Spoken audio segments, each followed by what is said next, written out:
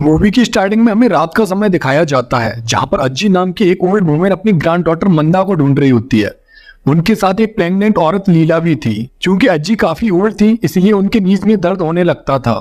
फिर भी वो मंदा को ढूंढने काफी दूर निकल आती हैं। तभी लीला को एक जगह मंदा बेहोश पड़ी हुई मिलती है। लीला जल्दी से अज्जी को वहां पर बुलाती है और वहां जाकर अज्जी देखती है कि कोई मंदा का रेप करके उसे वहां पर फेंक कर चला गया है। यह देखकर अज्जी मंदा को गले लगाकर रोने लगती हैं और उसे उठाकर अपने घर ले आती हैं। मंदा के घर में अज्जी के अलावा मंदा के पेरेंट्स रहा करते थे।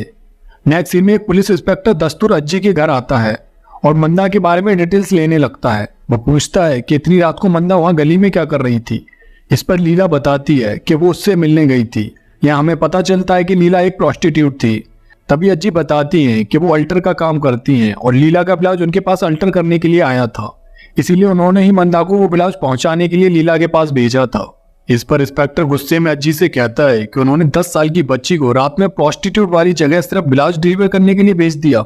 इस पर मंदा की मां विवाह कहती है कि मंदा उनसे ये बोलकर बाहर गई थी कि वो पास के घर में टीवी देखने जा रही है। इस पर इंस्पेक्टर गुस्से में फिर बोलता है कि पहले वो डिसाइड कर लें कि कौन सच बोल रहा है। उसके बाद इंस्पेक्टर विवाह से पूछता है कि वो क्या करती है। विवाह बताती है कि वो अपनी साइकिल पर छोटा सा कैटरिंग का बिजनेस करती है।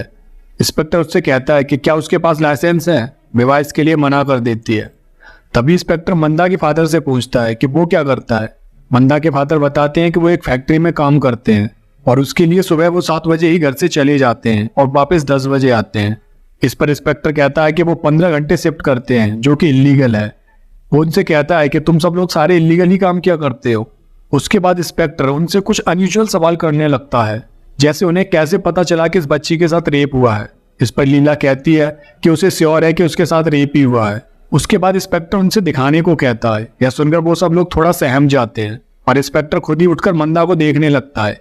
इस पर मंदा को बहुत अजीब सा लगता है और वो ऐसा करने से मना करती है। उसके बाद इंस्पेक्टर मंदा से पूछता है कि उसके साथ क्या हुआ था, पर मंदा कुछ भी सही से बोलने की हालत में नहीं थी क्योंकि उसे बहुत पेन हो रहा था। फिर भी वो बहुत कोशिश करने के बाद इतना बता देती है कि जिसने भी उसके साथ रेप किया था वो काला चश्मा पहने हुए था। यह सुनकर लीला एकदम से शॉक होकर कहती है कि दावले वहां के एमएलए का एक निहायत ही बिगड़ा हुआ बेटा था जो हमेशा काला चश्मा पहनकर ही रहता था। इंस्पेक्टर यह सुनने के बाद उनसे कहता है कि वो कल डॉक्टर को लेकर आएगा और मंदा का चेकअप करेगा। इस पर अज्जी गुस्से में इंस्पेक्टर से कहती है कि अब तो उन्हें क्रिमिनल का नाम पता चल गया है, तो वो उससे जाकर पूछताछ क्यों नहीं करते। इस पर इंस्पेक्टर अज्जी से कहता है कि हाँ, वो ऐसा जरूर करेंगे, पर उससे पहले वो तुम सबसे पुलिस स्टेशन ले जाकर पूछताछ करेंगे क्योंकि तुम्हारे घर में सारे इलीगल काम होते हैं और क्या पता तुम लोग रात को मंदा से प्रोस्टिट्यूट का काम करवाते हो। यानी इनडायरेक्टली वो इंस्पेक्टर दावले को बचाने के लिए अज्जी और उनकी फैमिली को धमका रहा था, जिससे वो दावले के अगेंस्ट कोई भी केस नहीं करे और अगर उन्होंने ऐसा किया तो वो उन सबको इलीगल केस में फंसाकर जेल में डाल देगा। यह सब सुनने के बाद विभा बहुत ज्यादा डर जाती है और इंस्पेक्टर से हाथ जोड़कर कहने लगती है कि वो लोग बहुत गरीब लोग हैं, इसीलिए वो दावले के खिलाफ कोई भी कंप्लेंट नहीं करेंगे। वो इंस्पेक्टर से रिक्वेस्ट करती है कि वो उन्हें पुलिस स्टेशन या कोर्ट में नहीं घसीटे। इंस्पेक्टर विभा से इतना कहकर चला जाता है कि अगर दावले को पता चल गया कि तुम उसके खिलाफ कंप्लेंट करने वाले हो तो वो तुम में से किसी को भी जीने नहीं देगा। उसके बाद लीला अज्जी को घर के बाहर लेकर आती है और एक पोस्टर पर लगे एमएलए श्रीकांत दावले के साथ उसके बेटे विलासराव दावले की फोटो दिखाती है और अज्जी से कहती है कि कोई भी उसका कुछ नहीं बिगाड़ सकता, वो काफी बड़े लोग हैं, मंदा को उस तरफ के रास्ते से जाना ही नहीं चाहिए था। दावले और उसके लोग अक्सर वहां पर दारू पीकर अय्याशियां करते रहते थे। उसके बाद रात होने के बाद अज्जी उस पोस्टर के पास दोबारा आती है और दावले का फोटो काटकर अपने साथ ले जाती है और मंदा के पास जाकर वो पोस्टर दिखाकर पूछती है कि क्या ये वो ही था। मंदा दावले को देखकर डर की वजह से टॉयलेट कर लेती है क्योंकि वो उस भयानक इंसिडेंट से काफी ज्यादा डर चुकी थी।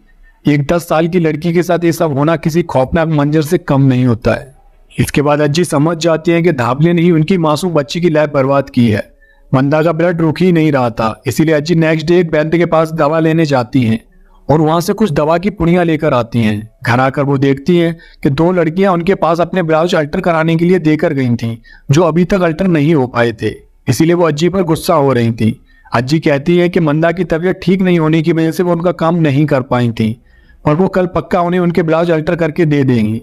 रात को अज्जी लीला को कॉल करके दावले की साइट के बारे में पूछती है, पर लीला उन्हें साइट के बारे में बताने से मना कर देती है और उन्हें समझाती है कि वो इन सब के चक्कर में नहीं पड़े। दावले बहुत बुरा इंसान है, अगर उसे पता चल गया तो वो किसी को भी जिंदा नहीं छोड़ेगा। इतना कहकर लीला कॉल कट कर देती है। उसके बाद मंदा अज्जी को धावली की साइड के बारे में बता देती है और फिर अज्जी अपना मुंह कवर करके धावली की साइड पर पहुंच जाती है। उधर इंस्पेक्टर एक डॉक्टर को लेकर मंदा के पास आता है और उसके स्टिचिंग करके चला जाता है। घर वापस आने के बाद अज्जी मंदा को वैद्य द्वारा दी गई उस दवा को देती हैं और उसे सुलाने लगती हैं। नेक्स्ट डे अज्जी मार्केट जाते टाइम अपने एक फ्रेंड सराफत के पास जाती हैं। सराफत एक बचर था। वहां पर अज्जी सराफत को मटन को काटते हुए देखती हैं और फिर वो उससे कहती हैं कि वो मीट काटना चाहती हैं, इसीलिए वो उसे मीट काटना सिखाए। यह सुनकर सराफत उनसे मना कर देता है कि उनके धर्म में लेडीज मीट नहीं काटती हैं, पर अज्जी वहीं पर बैठकर जिद करने लगती हैं कि जब तक वो उन्हें मीट काटना नहीं सिखाएगा तब तक वो यहाँ से नहीं जाएंगी। काफी देर हो जाने के बाद फाइनली सराफत अज्जी की जिद के आगे झुक जाता है और उन्हें मीट काटना सिखाने लगता है। अज्जी वहां से कुछ मीट खरीदती हैं और बाहर आकर कुत्तों को खिला देती हैं और उसके बाद घर वापस आ जाती हैं, जहां वो देखती हैं कि मंदा का ब्लड अभी भी रुक नहीं रहा था और उसे काफी पेन भी हो रहा था। नेक्स्ट डे वही लड़की अज्जी के पास अपने ब्लाउज लेने आती है जो कल अज्जी पर गुस्सा हो रही थी। अज्जी उसके ब्लाउज दे देती है पर वो उन्हें आधे रुपए ही देकर जाने लगती है। तभी हमें फ्लैशबैक में दिखाया जाता है कि वो जब भी पहले आधे रुपए देकर जाती थी तो मंदा उससे पूरे पैसे लेने के बाद ही उसके ब्लाउज उसे देती थी, पर इस बार मंदा को कुछ होश ही नहीं था, इसीलिए अज्जी आधे रुपए लेकर ही उसे ब्लाउज दे देती है। रात होने के बाद अज्जी फिर से चुपचाप धावले की साइड पर पहुंच जाती हैं। वो धावले पर नजर रख रही थी ताकि वो उसके मूवमेंट को समझ सके, क्योंकि उन्हें पता था कि पुलिस उनकी कोई भी हेल्प नहीं करने वाली थी, इसीलिए उन्होंने खुद ही अपनी बच्ची का बदला लेने की सोच लिया था। अज्जी वहां पर धावले और उसके फ्रेंड उमिया को देखते हैं। वो दोनों फुल नशे में थे और उमिया धावले से कह रहा था कि वो उनके लिए एक बहुत ही सेक्सी चीज लेकर आया है, अगर वो उसे देखेंगे तो उनका दिल खुश हो जाएगा। वो यहाँ पर कुछ एडल्ट बातें भी कर रहे थे। धावले जाकर देखता है तो उमिया उसके लिए एक फीमेल मैनिक्विन लेकर आया था जो लड़कियों के कपड़े पहनकर खड़ी हुई थी। उमिया कहता है कि अगर वो उसके साथ कुछ भी करेंगे तो वो किसी से कंप्लेंट भी नहीं करेगी और चिल्लाएगी भी नहीं। उसके बाद धावले अपनी हरामी पने की सारी हदें पार करके उस मैनिक्विन के सारे कपड़े उतार देता है और उसे एक लड़की की तरह अश्लील वाला प्यार करने लगता है। उसका फ्रेंड उमिया उसकी इन हरकतों को बड़े ही मजे से मोबाइल में रिकॉर्ड कर रहा होता है। काफी देर ऐसे ही करने के बाद धावले उस मैनिक्विन का रेप करने लगता है। यह सब देखकर अज्जी समझ जाती हैं कि धावले कितना गिरा हुआ इंसान है। वो लड़कियों को तो छोड़ो, पुतलों को भी नहीं छोड़ रहा था। साला इतना कौन भरा पड़ा होता है। वहां से वापस वो अपने घर आ जाती हैं। नेक्स्ट डे इंस्पेक्टर धावले के घर जाता है, जहां पर उमिया इंस्पेक्टर से अपने शूज बाहर उतारने को कहता है। इस पर इंस्पेक्टर को बहुत इंसल्ट जैसा फील होता है, पर वो इंस्पेक्टर हमेशा धावले से पैसे खाकर उसे बचाया करता था, तो अगर अब वो उसकी अंडी खाएगा तो कुत्ते जैसा काम तो करना ही पड़ेगा ना। इंस्पेक्टर ज्यादा पैसे खाने के लालच में धावले से कहता है कि उसने इस बार जिसका रेप किया था वो एक 10 साल की माइनर लड़की थी और उसने बड़ी मुश्किल से उस लड़की की फैमिली को अपने झांसे में लिया है। अगर उन्होंने केस कर दिया तो वो आराम से 10 साल के लिए अंदर जाएगा।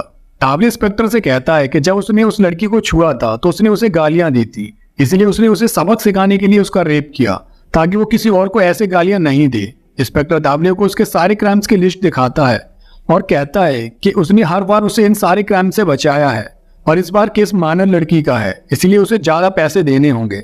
और धावले इंस्पेक्टर की इंसल्ट करके उसे वहां से भगा देता है। वहां से जाने के बाद इंस्पेक्टर धावले के फादर श्रीकांत धावले को कॉल करके इस केस के बारे में बताता है और उनसे इस केस को खत्म करने के लिए पैसे मांगता है। उधर अज्जी को अच्छे से मीट हलाल करना आ चुका था।